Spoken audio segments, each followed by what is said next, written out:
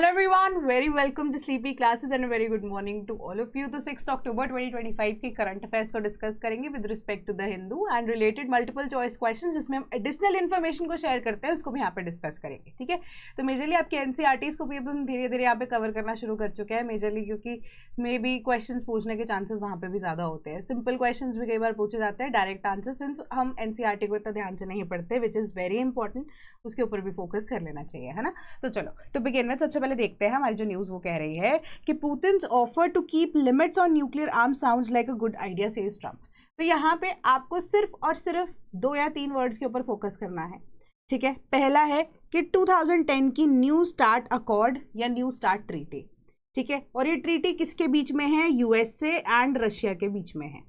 ठीक है, तो आपको नाम से पता लग रहा है कि न्यू स्टार्ट ट्रीटी है एंड यूएसए रशिया के बीच में है. 2010 में ये प्रपोजल यहाँ पे दिया गया था. साइन कब हुई थी वो हम क्वेश्चन के थ्रू से देखेंगे. और तीसरी चीज़ यहाँ पे आपको समझने की ज़रूरत यही है कि इसका मतलब क्या एक्चुअली इस ट्रीटी के अकॉर्डिंगली होगा क्या. इसका यही मतलब है कि ये 2 नेशंस जो कि मेजरली यहाँ पे न्यूक्लियर पावर्स हैं, इन दोनों ने यहाँ पर प्रपोज किया. स्पेसिफिकली रशिया की तरफ से प्रपोजल आया था कि अब हम ऐसा करते हैं कि हम एक मैक्सिमम कैप लगा देते हैं, यानी कि एक मैक्सिमम लिमिट लगा देते हैं beyond which we both of the nations will not be making any nuclear warheads, है ना. तो ये एक लिमिट यहाँ पर सेट करना ज़रूरी है कि वर्ल्ड को भी पोर्ट्रे होना चाहिए इस चीज़ को लेकर. ठीक है, बट उसके ऊपर अभी तक कोई रिस्पॉन्स नहीं आया था, बट अभी ट्रम्प का रिस्पॉन्स आ गया कि पुतिन का ये जो आइडिया है दैट इज़ गुड, कि हमें एक्चुअली में लिमिट लगा देनी चाहिए. ठीक है, सो ये चीज़ आपकी यहाँ पर है और न्यूज़ में कुछ और पढ़ने की जरूरत नहीं है. 2010 की न्यू स्टार्ट ट्रीटी है. तो क्वेश्चन इसी के अकॉर्डिंग देख लेते हैं. Consider the following statements. पहली स्टेटमेंट कह रही है the new START treaty entered into force in 2011. Second statement है treaty's provisions the parties establish the bilateral consultative commission which meets once a year. Which of the statements above is और are correct? इसका correct answer है option number A, only 1. ठीक है, तो ये जो treaty है एक्चुअली में 2010 में यहाँ पे साइन की गई थी. फोर्स में कब आई? 2011 के अंदर. एंड इसकी ड्यूरेशन यहाँ पर इनिशियली 10 ईयर्स की है, 2011 से 2021 तक की है, बट उसके बाद उसको एक्सटेंड करके 5 साल के लिए आप देख सकते हो कि 2026 के अंदर 5 फरवरी को इसका अभी जो एक्सपायरी डेट है वो दिया गया है. अब इसके बाद इसको फर्दर अगर एक्सटेंड करने की बात की जा रही है, that will depend on both of the Nations. ठीक है, तो न्यू स्टार्ट ट्रीटी के बारे में ये है हमारा. एंड ट्रीटी का बेसिक ओवर यही है. ट्रीटी का text, protocol, treaty and technical annexes जो है इसके अंदर इंक्लूड होता है. बट हम मेजर चीज़ यहाँ पर देखेंगे कि इसने रिप्लेस किसको किया. इसने रिप्लेस किया 2002 की strategic offensive reduction treaty sort को, जिसको टर्मिनेट करने के बाद न्यू स्टार्ट ट्रीटी जो है वो शुरू हुई थी. एंड बेसिकली यहाँ पे प्रमोशन करने के लिए जो ऑब्जेक्टिव्स है या इम्प्लीमेंटेशन है ट्रीटी की, यहाँ पे जो पार्टीज हैं उन्होंने इस्टेब्लिश किया बायलैटरल कंसल्टेटिव कमीशन, जो कि अब साल में 1 नहीं 2 बार मिलेगा. ठीक है, मिनिमम यहाँ पर उनको अब आप कह सकते हो कि 2 बार मिलना कंपलसरी होता है. कहाँ पे? जिनीवा के अंदर. ठीक है, सो आपका ये करेक्ट आंसर बनता है हमारा statement number 1, that is A is the correct answer. Then British and Indian warships begin 4-day maritime exercise Konkan in the Indian Ocean region. So now आपका जो पैटर्न है ना यूपीएससी का, स्पेसिफिकली अगर हम देखें तो वहाँ पे आपको ना पहले 2 कॉलम्स में क्वेश्चन पूछे जाते थे, अब 3 कॉलम्स में क्वेश्चन भी पूछे जाते हैं, है ना. तो आपको ऐसा भी पूछा जा सकता है कि एक्सरसाइज का नाम दे दिया गया हो. ठीक है, एंड मे बी जो कंट्रीज के नाम आपसे बेसिकली 2 कॉलम क्वेश्चन पूछे जाते थे वो भी पूछे जा चुके हों. एंड रीजन किसके ऊपर वो फोकस करती है, या बायलैटरल एक्सरसाइज है या ट्राइलेटरल एक्सरसाइज है, किस तरीके की एक्सरसाइज है, ये बाय एनुअल है, बाइनीलियन है. ठीक है, तो इस तरीके से आपसे पूछे जा सकते हैं क्वेश्चन मल्टीपल तरीके से, तो उस चीज़ के ऊपर भी फोकस करना. ठीक है, तो इसी क्वेश्चन पे अब हम देख लेते हैं कि एक्चुअली में एक्सरसाइज कॉनकन जो है वो अब किस किस के बीच में है? ब्रिटिशर्स एंड इंडिया के बीच में है. ठीक है, combined maritime and air capabilities जो है बिटवीन द 2 नेवीज यहाँ पर ये कंडक्ट कराई गई है. ठीक है, तो पहली 2004 में पहली बार एक्सरसाइज कॉनकन को जो है कंडक्ट कराया गया था. सो करंटली अगर हम देखें तो जो यूके की आप कह सकते हो नेवी है वो अभी एक ऑपरेशन हाई मास्ट का पार्ट बन चुकी है. ठीक है। Apart from Konkan, operation high mast जो है वो अब कंडक्ट करा रही है। ऑपरेशन हाई मास्ट का एक बेसिक आइडिया है कि वो मेजर रीजन्स, यानी कि पूरे वर्ल्ड में जितने भी मेजर रीजन्स हैं, उनके मेजर एलाइज है ना, उनके आसपास यहाँ पर चक्कर लगाएगी, यानी कि पूरा आप कह सकते हो वर्ल्ड का टूर ही कह सकते हो।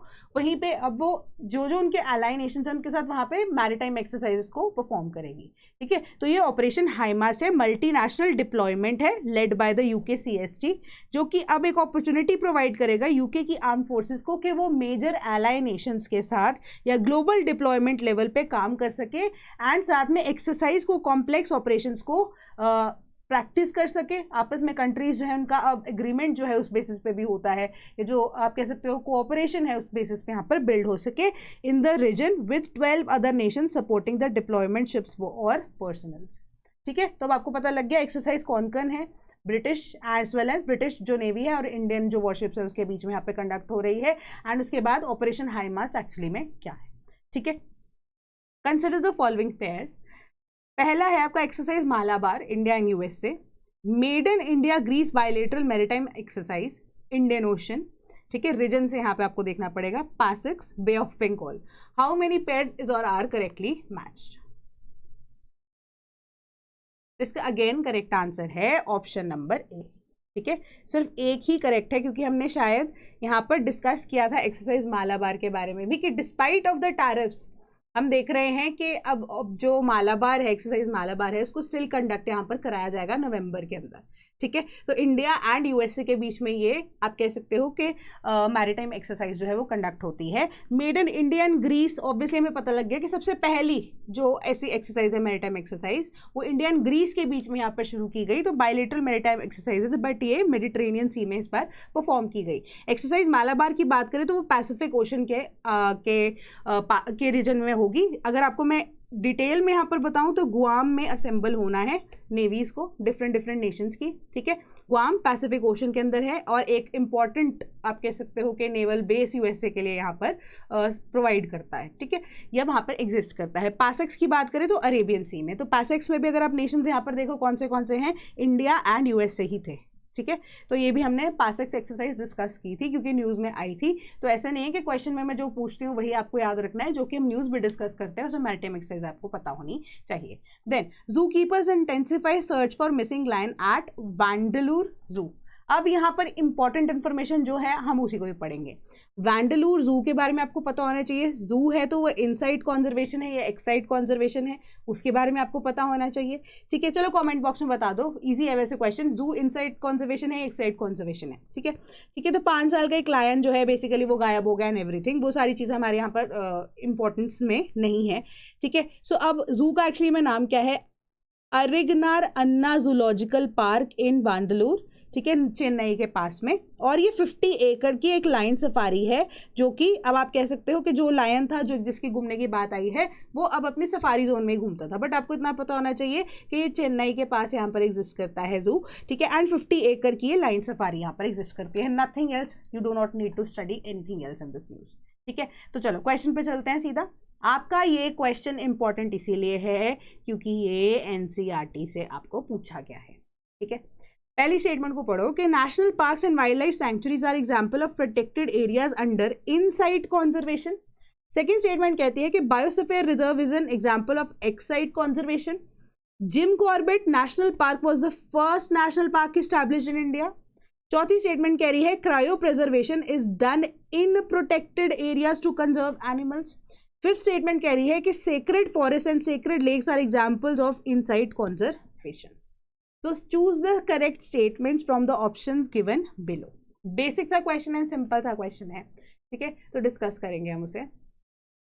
तो करेक्ट आंसर अगेन इसका क्या बनता है, ऑप्शन नंबर ए, ठीक है।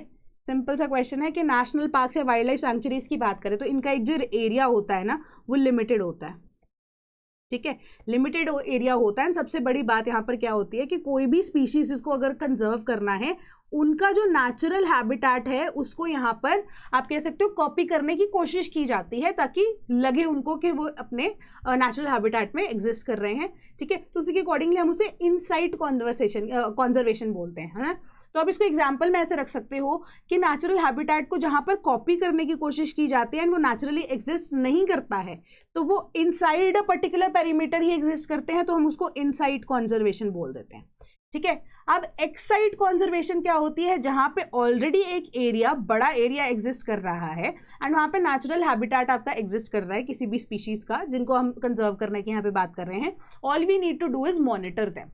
ठीक है, तो हम क्या कर रहे हैं, हम अपने एरिया से निकल के एग्जिट करने के बाद उनके नेचुरल हैबिटेट में एंटर करते हैं जस्ट टू सी कि एक्चुअली में प्रोग्रेस हो रही है कंजर्वेशन को लेकर या नहीं। तो मतलब जहां पे ह्यूमंस एग्जिट कर रहे हैं एंड वो दूसरे की, यानी कि कोई भी स्पीशीज या एनिमल्स जो है उनकी नेचुरल हैबिटेट में अगर एंटर करते हैं, तो अब आप उसको एक्साइड कंजर्वेशन का नाम दे सकते हो, मतलब एग्जिट किया जा रहा है। इस तरीके से आप याद रख सकते हो अगर कंफ्यूजन आपको होती है तो। ठीक है, तीसरी स्टेटमेंट कह रही थी कि gym Corbett national park was the first national park established in India. Time and again हम इस चीज को डिस्कस कर चुके हैं, इन डिटेल में भी हमने जिम कॉर्बेट नेशनल पार्क को यहाँ पर कवर किया था इनिशियली जब ये इनिशिएटिव शुरू किया गया था। मैंने आपको ये बताया था कि हेली नेशनल पार्क जो है इसका रियल नेम था। ठीक है, Haley was the name of a particular person's wife, जो कि एक इंपॉर्टेंट पोस्ट पे थे यहाँ पे। चलो कमेंट बॉक्स में मुझे यहाँ पे बताओ कि हेली नेशनल पार्क जो है वो कब इस्टेब्लिश हुआ था एंड हेली एक्चुअली में नाम किसका था, जिनके आप कह सकते हो कि या कौन थे वो पोस्ट पे व्यक्ति जिनकी वाइफ का नाम हेली था। ठीक है, जिनके नाम पे ये हेली नेशनल पार्क यानी कि जिम कॉर्बेट पार्क रखा गया। देन फोर्थ स्टेटमेंट आपकी कह रही है क्रायो प्रिजर्वेशन जो है वो की जाती है प्रोटेक्टेड एरियाज के अंदर। भाई अगर प्रोटेक्टेड एरियाज के अंदर की जाएगी तो वो एक तरह से इनसाइड जो है हमारी कंजर्वेशन हो जाएगी, बल्कि क्रायो प्रेजर्वेशन जो है उसमें क्या होता है, उसके ऊपर अब हम कोरल्स को लेकर नेक्स्ट न्यूज़ भी कवर करेंगे।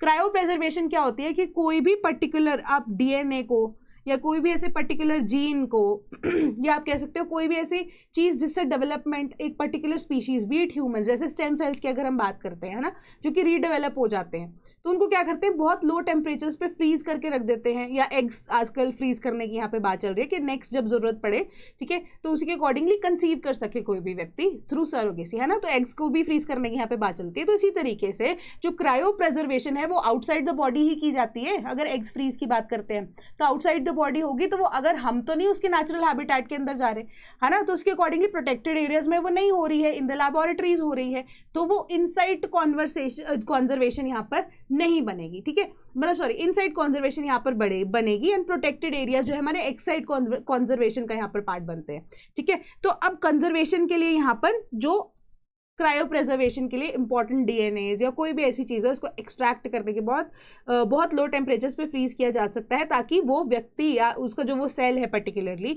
वो डाई आउट भी ना करे बट वो ग्रो भी ना करे, बट लेटर ऑन जो है उसको आप वापस से इन द नॉर्मल सर्कमस्टांसेस वापस से ग्रो कर सको, है ना, या वो नेचुरली जब आ जाता है अपने नॉर्मल टेम्परेचर पे वो ग्रो कर सके, थ्राइव कर सके, ताकि जो अगर एंडेंजर्ड या इवन की आप कह सकते हो बाकी सारी स्पीशीज है जो कि एक्सटिंक्ट हो चुकी हैं उनको से रिवाइव करने की बात की जाए। तो बहुत पुरानी ये टेक्निक है क्रायो प्रिजर्वेशन की, है ना। Then sacred forest and sacred lands are examples of inside conservation. Obvious ही बात है, इनसाइड कंजर्वेशन की तो बात है ना। सेक्रेड फॉरेस्ट जो है अब इंपॉर्टेंट फॉरेस्ट है जहाँ पे पूजा पाठ है, जिनकी रिलीजियस वैल्यू यहाँ पर है, जो लेक्स है जिनकी रिलीजियस वैल्यूज जो है, अब वहीं पे आप नेचुरली जाके जो है उनकी प्रिजर्वेशन करते हो ना, जो कम्युनिटी बिल्डिंग है उसकी पार्ट यहाँ पर बनती है। ठीक है, तो एक तरह से अब वो एक इनसाइड कंजर्वेशन का ही पार्ट है ना। अलग से तो हम उनको यहाँ पर जगह नहीं दे रहे हैं या उनकी नेचुरल हैबिटेट को कॉपी करने की कोशिश तो नहीं कर रहे ना, तो ऑब्वियस ही बात है, तो नेचुरल हैबिटेट के अंदर एग्जिस्ट करते करते वो इनसाइड कंजर्वेशन का यहाँ पर पार्ट बनेगी। तो करेक्ट आंसर इसका बनता है ऑप्शन नंबर ए। ठीक है, तो ये जो ट्रीज है they were within the venerated and given total protection. तो ये सेक्रेड ग्रोव्स जो है वो खासी एंड जयंतिया हिल्स जो है मेघालय में, अरावली हिल्स ऑफ राजस्थान यहाँ पर ज्यादातर पाए जाते हैं। ठीक है, तो all together correct answer is option number A. Then 23 killed in torrential rain in Bengal. Torrential rain जो है हम उसको भी डिस्कस कर चुके हैं बहुत बार कि हैवी डाउनपोर एक बार अगर हो जाता है सडनली तो इट लीड्स टू व्हाट, कि एक लिमिटेड टाइम पीरियड के अंदर या छोटे टाइम जो पीरियड के अंदर बहुत ज़्यादा रेनफॉल जो है अगर उसका डाउनपोर होता है उसको हम टॉरेंशियल रेन बोलते हैं। इससे जो डिस्ट्रक्शन का लेवल है वो बहुत ज़्यादा हो जाता है ना। एक ओरोग्राफिक रेनफॉल होती है हमारे पास जिसमें हम देखते हैं कि विंडवर्ड एंड लीवर्ड साइड जो है वो एग्जिस्ट करती है ना। एक साइड जो फेस करेगी माउंटेन को तो वहाँ पर बारिश होगी, दूसरी साइड पे यहाँ पर ड्राई रहेगा रिलेटिवली, है ना। तो इसी तरीके से टॉरेंशियल रेनफॉल जो है एक तरह से क्लाउड बर्स्ट के साथ या हैवी रेनफॉल के साथ एसोसिएटेड होता है। तो हम देख रहे हैं बंगाल वाले रीजन में, असम वाले रीजन में, इवन भूटान वाले रीजन के अंदर, ठीक है, मल्टीपल तरीके से आप देखो कि डिस्ट्रक्शन हो ही जा रही है बारिश की वजह से, जो कि हैवी डाउनपोर यहाँ पर देखने को मिल रहा है। तो टोरेंशियल रेनफॉल की वजह से यहाँ पर बंगाल के अंदर मल्टीपल डेथ्स जो है वो हुई है। बट हमारा यहाँ पर मुद्दा वो नहीं है, हमें यहाँ पर डिस्कस करने हैं इंपॉर्टेंट रिवर्स जो कि यहाँ पे आपको मेंशन की गई थी। तो अब आपको यहाँ पर एक होमवर्क एसोसिएटेड में दे रही हूँ कि जो रिवर्स के मैं यहाँ पर नाम ले रही हूँ उनके आप एक तो ओरिजिन, उनकी ट्रिब्यूटरीज अगर इफ एनी, या वो किसी एक पर्टिकुलर रिवर की खुद से ट्रिब्यूटरी हैं तो वो डिस्कस करोगे। डिस्कस क्या आप अपने नोट्स जो बनाते हो उसके अंदर इस चीज़ को यहाँ पर लिखोगे। ठीक है, सबसे पहले रेड अलर्ट यहाँ पर जारी करने की बात की तो संकोश रिवर जो कि भूटान एंड सिक्किम से आते हुए यहाँ पर आप कह सकते हो वेस्ट बंगाल में एंटर करती है। पहली चीज़ तो आपकी संकोश रिवर है। ठीक है, उसके बाद several other rivers of north Bengal जैसे कि तीस्ता रिवर हो गई, तोरसा रिवर होगी, जलढाका हो गई, देन बलसान जो है above the near danger level जो है वो फ्लो कर रही हैं। तो ये रिवर्स के नाम है। उसके अलावा भूटान की तरफ से एक्चुअली में अलर्ट जारी क्यों किया गया, तो क्या हुआ कि अब जो स्पेसिफिकली जो डैम है, ठीक है, दैट डैम इज ताला हाइड्रो पावर डैम गेट्स, वो अब पानी जब आ रहा था डैम के लिए तो गेट्स जो है फ्लड गेट्स खुलते हैं ताकि अब रिजर्व एरिया में पानी इजली जा पाए, बट वो डैम के जो फ्लड गेट्स है वो खुल ही नहीं पाए, जिस वजह से डैम जो है वो खुद से ओवरफ्लो कर रहा है एंड इंडिया में पानी जो आप देख रहे हो कि वो अब ज़्यादा ड्रास्टिकली यहाँ पर एंटर कर रहा है। सो इसी तरीके से अब आपको ये पता होना चाहिए ताला हाइड्रो पावर डैम गेट्स जो है डैम है वो कहाँ पे सिचुएटेड है एंड रिवर उसके बारे में आपको बता दिया गया है, वो रिवर वांगचू रिवर के ऊपर यहाँ पर सिचुएटेड है। अब आपको वांगचू रिवर के बारे में थोड़ा सा एक दो लाइन के बारे में आइडिया होना चाहिए। ठीक है, सिंस वर्ल्ड ज्योग्राफी यूपीएससी का इतना पार्ट नहीं है बट क्वेश्चंस यहाँ पे पूछे जा चुके हैं, है ना, तो वाई टू इग्नोर दैट, तो थोड़ा सा एक बार इसका आइडिया भी आप ले लेना। ठीक है, उसके अलावा यहाँ पर आपको और भी कुछ पढ़ने की जरूरत नहीं है। ठीक है, कुछ भी पढ़ने की आपको यहाँ पर जरूरत नहीं क्योंकि ऐसी कोई रेलिवेंट इन्फॉर्मेशन नहीं दी गई है। देन अब सिंपल सा क्वेश्चन अगेन एनसीईआरटी से ही पूछा गया।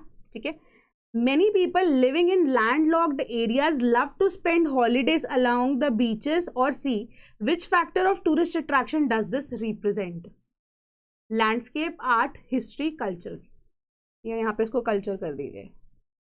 सिंपल सा क्वेश्चन है कि लैंडलॉक्ड एरियाज के अंदर जो लोग अब वेकेशन पे जाना चाहते हैं बीचेस पे, सीज पे, इवन माउंटेन्स पे, उसके लिए उनके लिए क्या ऐसा अट्रैक्शन है वो रीजन?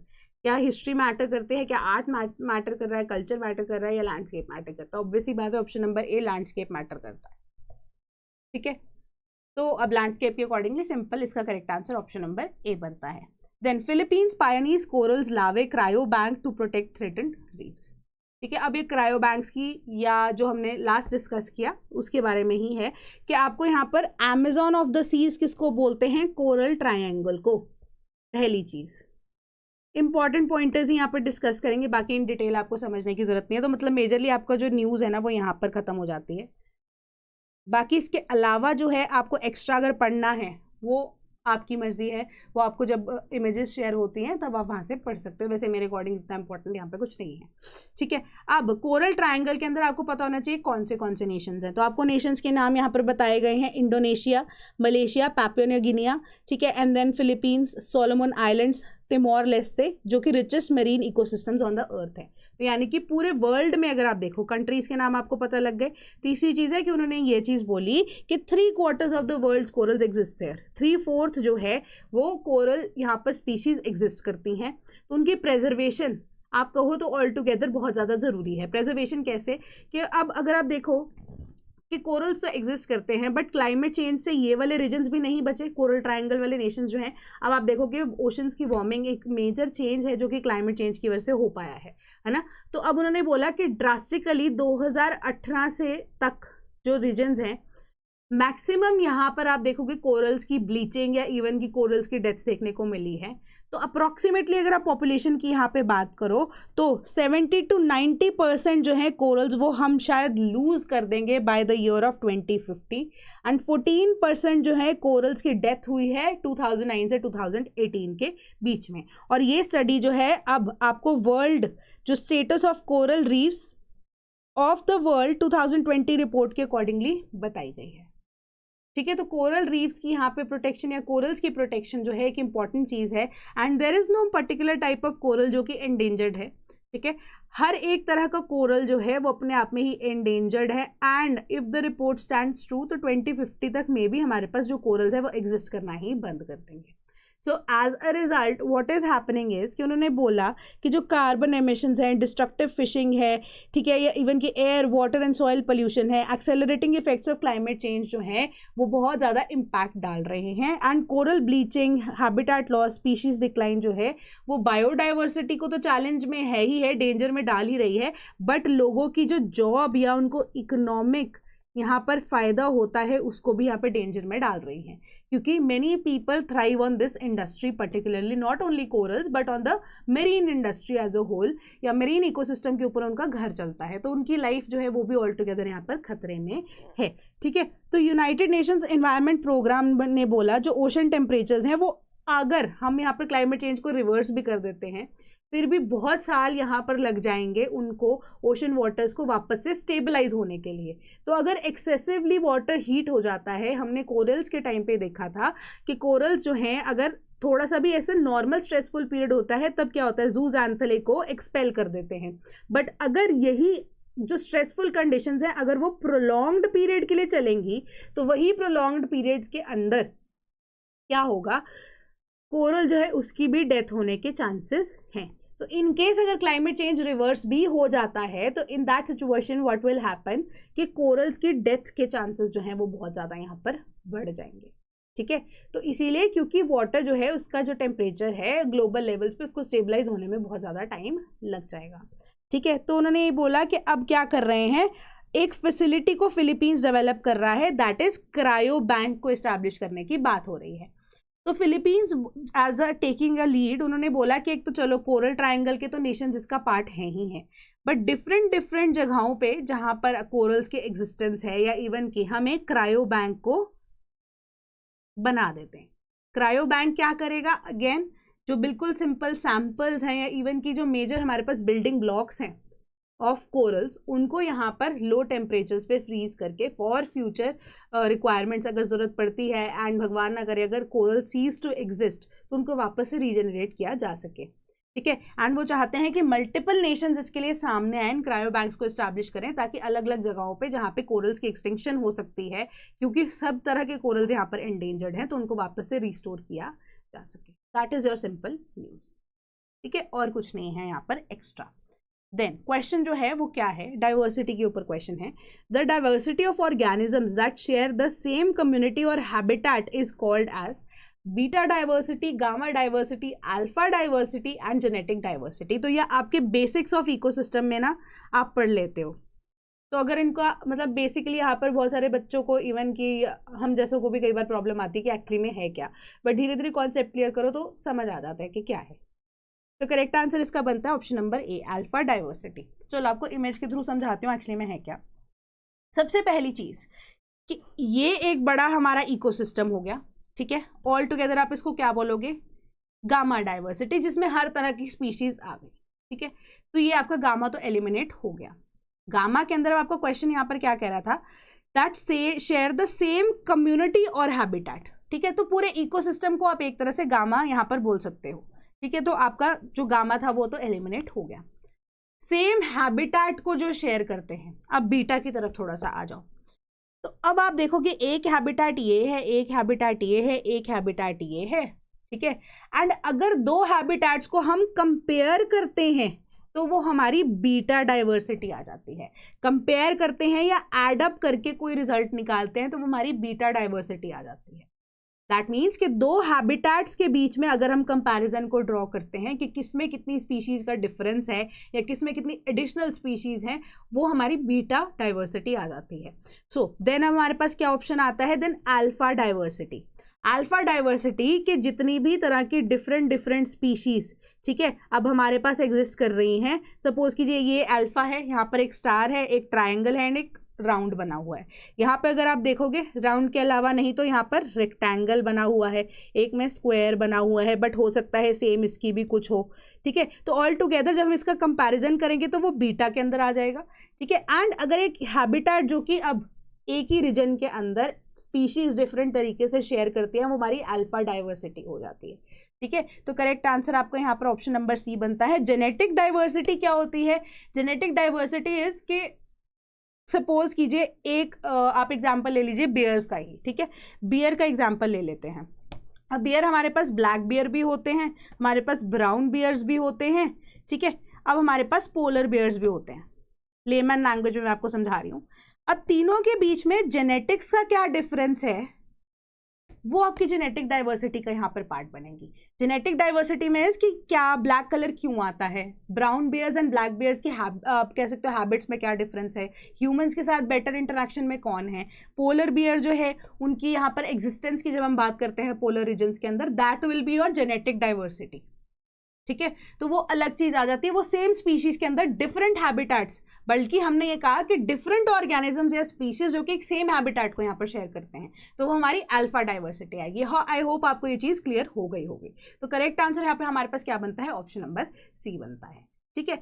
तो अगेन यहाँ पर आपकी एक लास्ट न्यूज़ है, यहाँ पर भी सिर्फ और सिर्फ न्यूज़ है, कुछ इतना इंपॉर्टेंट नहीं है। हमने ऑलरेडी डिस्कस कर दिया है कि INS अनट्रोड जो है वो कमीशन हो चुका है इंडियन नेवी के अंदर 6 अक्टूबर, मतलब आज कमीशन हो जाएगा, ठीक है। जो कि अब क्या है, second anti submarine warfare shallow water craft है, ठीक है। विशाखापट्टनम में से कमीशन किया जाएगा। एंड सबसे बड़ी बात, ये कमीशनिंग फॉलो कर रहा है of the already inducted recent जो वॉरशिप्स है, कौन सी अरनाला, निस्तार, उदयगिरी एंड नीलगिरी। हम इसके बारे में डिस्कस कर चुके हैं in detail and I am very much sure about it. अगर आपको नहीं याद है तो प्लीज इनके पॉइंटर्स दोबारा से याद कर लेना, ठीक है। मे भी आपसे क्वेश्चन पूछा जा सकता है किसी भी फॉर्म में, ठीक है। तो एक तरह से रिविजन हम साथ साथ करते जाएंगे। देन दिवाली का एक स्पेशल ऑफर है, ठीक है। दीपावली कोड अगर आप यूज़ करते हैं तो across all the courses of sleepy classes आपको 20% डिस्काउंट यहाँ पर मिलेगा। एंड 2026 के जो बैचेस हैं वो ऑलरेडी ऑनगोइंग है। 2027 के बैचेस पे भी अगर आप 20% डिस्काउंट लगाते हैं तो वो भी आपके लिए एप्लीकेबल यहाँ पर होगा। तो इन केस अगर ऐसा होता है ना कि 2027 के बैचेस आप देख रहे हो तो बोलोगे कि हम तो नेक्स्ट ईयर में ही वैलिडिटी काउंट होगी, तो ऐसा कुछ नहीं है। आपका बैच जो है, जब आप अगर पार्ट बनते हो कोई भी 2027 के बैच का, अभी आज से ही आपकी वैलिडिटी शुरू हो जाएगी टिल द टाइम आपका 2027 का मेंस नहीं हो जाता, ठीक है। सो आपको अप्रॉक्सीमेटली 2 इयर्स की यहाँ पर वैलिडिटी प्रोवाइड होगी, ठीक है। सो अब कोई भी अगर आपको यहाँ पर दिक्कत होती है, डाउट होती है, तो आप हमारे टोल फ्री नंबर 1800-890-3043, ठीक है, उस पर कॉल कर सकते हैं, या आप sleepy.class@gmail.com पर ईमेल भी हमें कर सकते हैं। कॉमेंट सेक्शन तो आपके पास अवेलेबल है, ठीक है। तो नाउ एक इंपॉर्टेंट चीज, देखती हूँ कौन इतने टाइम तक यहाँ पर वीडियो देख रहा है। I might have discussed an answer incorrect, ठीक है, and that was done intentionally just for you to understand कि मे बी शायद मैं गलती कर रही हूँ, तो आपको समझने में कोई प्रॉब्लम तो नहीं आ रही। आई might have and I am sure about it कि मैंने क्या सही बोला है, क्या गलत बोला है। अगर बोला है तो देखते हो आप मेरी गलती पकड़ते हो या नहीं पकड़ते हो, ठीक है। आई जस्ट वांट टू सी कि कितने ज़्यादा अटेंटिव अगर आप हो, ठीक है। तो इसका करेक्ट आंसर जो है मैं आपको कल सुबह की वीडियो में बताऊंगी कि मैंने गलत बोला था या सही बोला था, ठीक है। तो उसी के अकॉर्डिंगली आप मुझे बताना, ठीक है। So that is all from my side today, thank you so much.